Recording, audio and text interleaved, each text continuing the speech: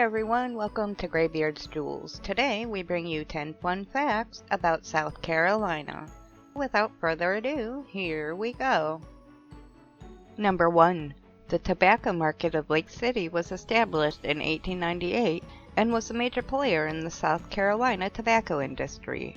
During this time, tobacco was in high demand and brought better profits than other crops. Tobacco leaves were harvested and dried in barns with brick furnaces that circulated heat. Today, tobacco is still grown but on a way smaller scale, and some farmers are now looking to grow industrial hemp and join in on the new cash crop. Lake City hosts an annual tobacco festival, a family-friendly affair with live music, petting zoos, farmers markets, and more. Number 2. Sweetgrass basket making has been a part of the Mount Pleasant community for more than 300 years, beginning when West African slaves were brought to the area. The Gullah Culture, descendants of those slaves, continue the tradition today, passing it from generation to generation, with males gathering bulrushes from the low country and the females sewing them into the beautiful baskets. Every June, the Sweetgrass Cultural Arts Festival celebrates Gullah culture and history, showcasing the largest array of sweetgrass baskets in the Low Country. The festival also features Gullah storytelling and folklore, drumming, singing, and dancing, and a wide array of handcrafts and art. If you enjoy this video, please remember to like and subscribe. Thank you. Number 3. The Isle of Palms was originally named Hunting Island and then Long Island, and is believed to be at least 25,000 years old. This barrier island has miles of white sandy beaches and is surrounded by beautiful clear water. The island was first inhabited by the indigenous Siwi Indians, many of whom were lost at sea when they attempted to reach England in hopes of directly trading their furs and goods for a better deal than they were getting at home. Legend has it there might even be buried treasure here, as pirates were said to be early inhabitants of the island as well. Number 4. The Spartanburg Downtown Memorial Airport was South Carolina's first airport and opened for business in October 1927. Charles Lindbergh was part of the grand opening celebration, which happened shortly after his historic flight, and Amelia Earhart visited in 1931. Although passenger service was ended in 1962 when the larger Greenville-Spartanburg International Airport opened, the proximity to downtown Spartanburg makes this airport a favorite spot for private and corporate aircraft.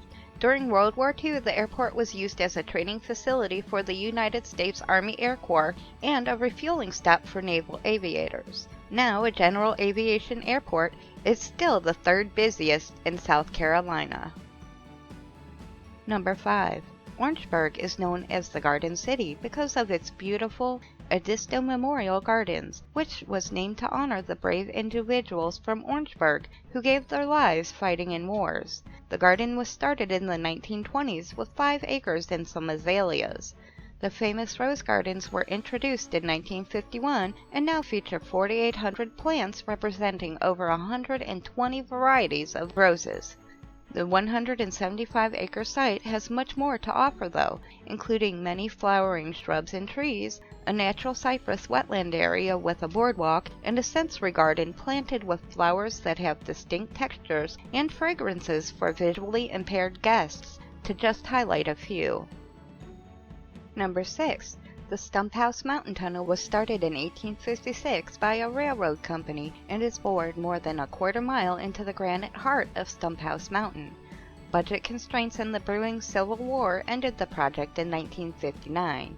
Today, the tunnel and the nearby 100-foot Isaqueena Falls are operated as Stumphouse Park to preserve the natural history and beauty of the area. Legend has it that the falls are named for a Native American maiden that hid behind the falls with her beloved, a white man, to escape the tribe she betrayed by warning his settlement of a planned attack. Number 7.